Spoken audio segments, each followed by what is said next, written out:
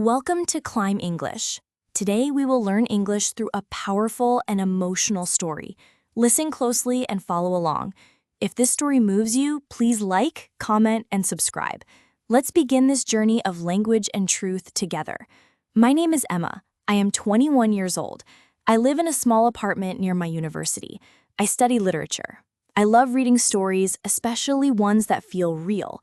I live with my aunt, Maria. She took care of me since I was a child. My parents died when I was very young. Aunt Maria is everything to me.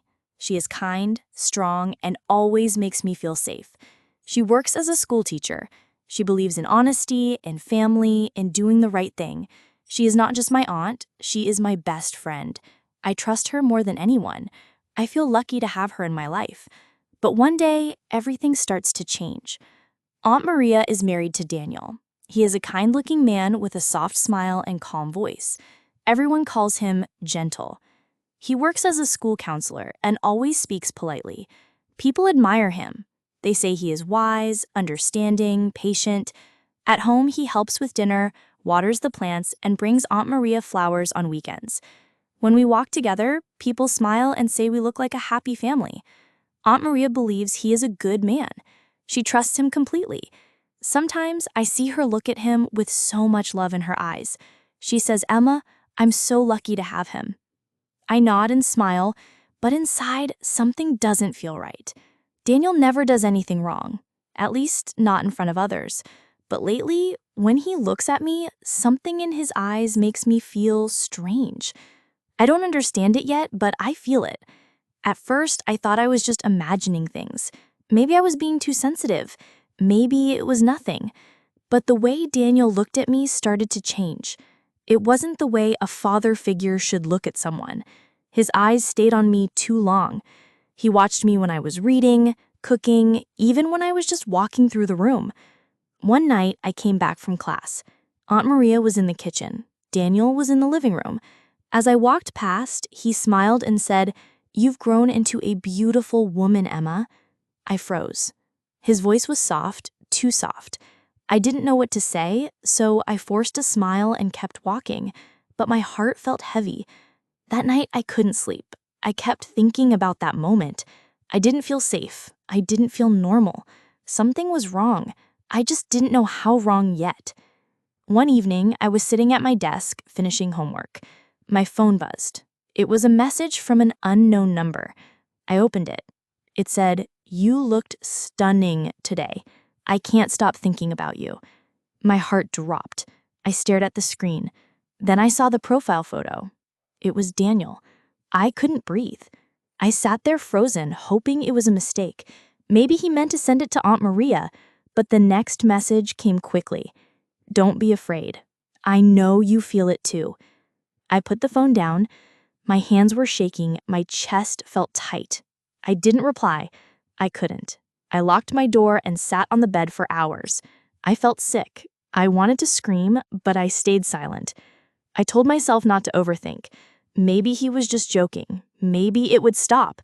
But deep inside, I knew this was not a mistake. This was just the beginning. The next day, I tried to act normal.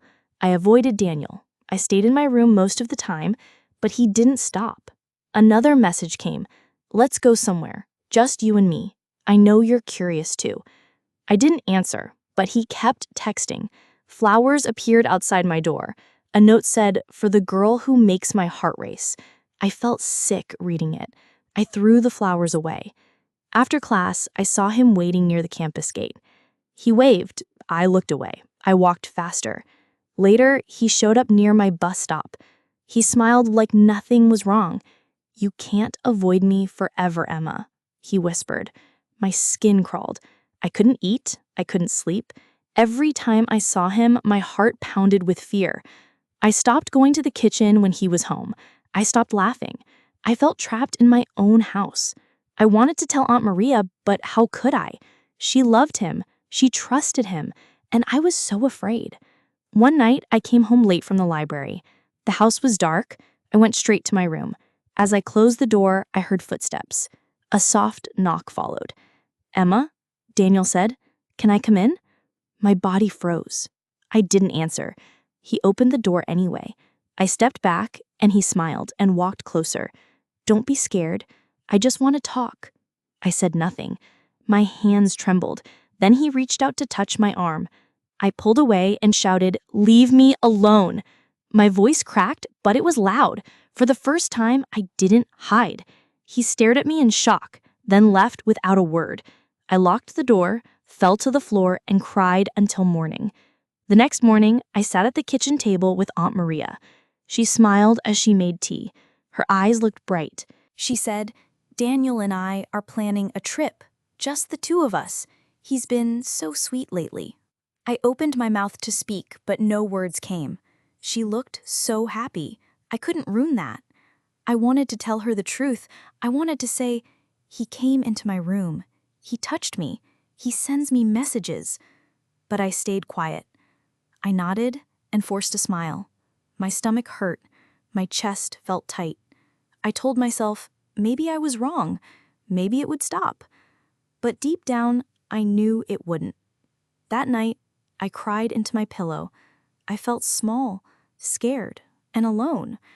I needed to speak, but I was too afraid to break her heart. It was late. I was reading in bed when I heard soft knocking at the door. My heart skipped. I didn't answer. The door creaked open slowly.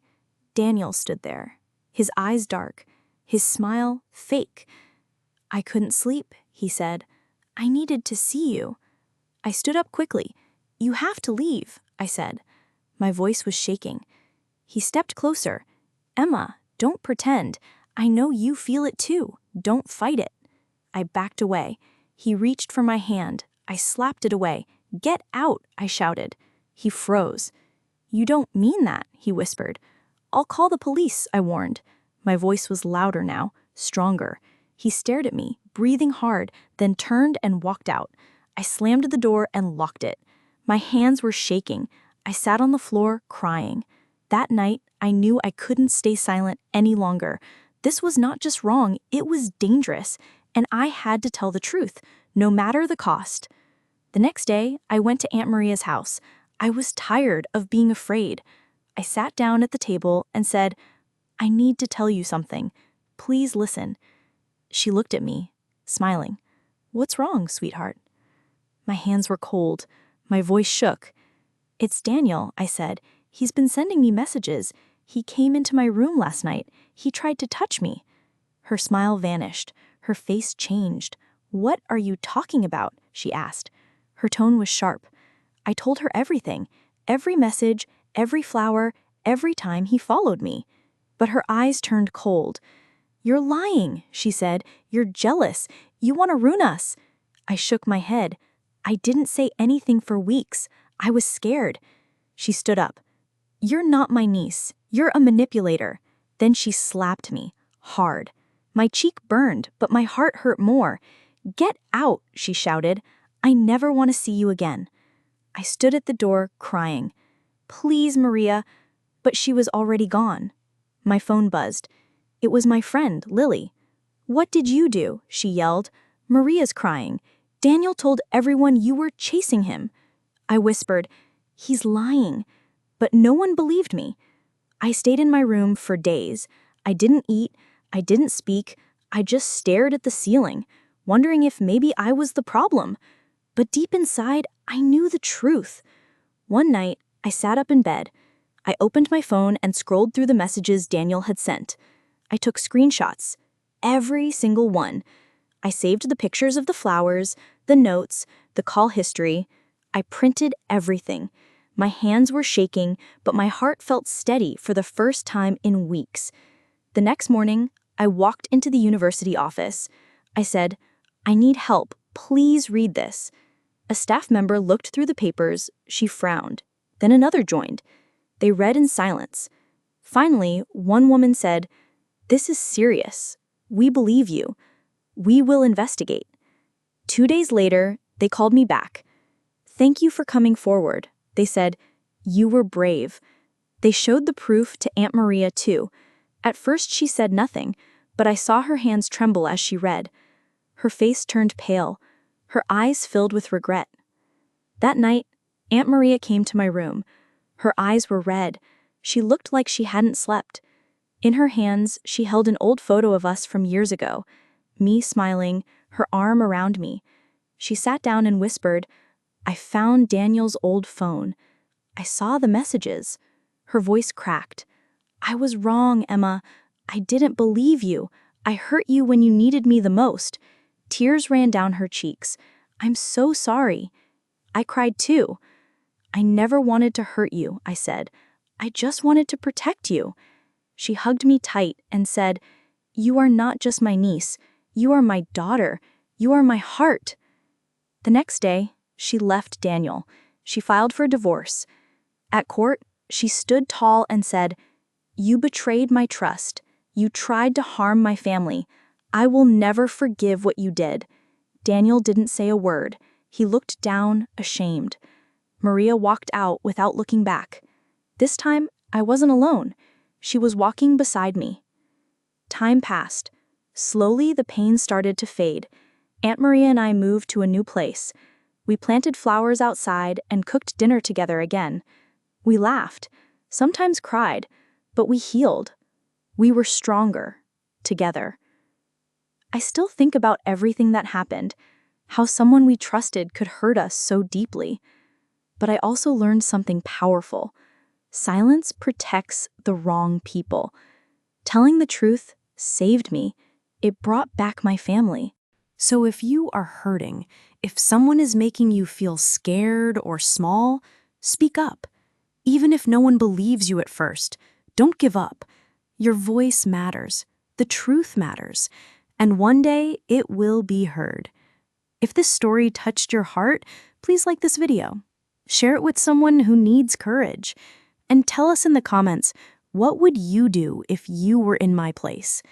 Don't forget to subscribe for more real stories to learn English with heart.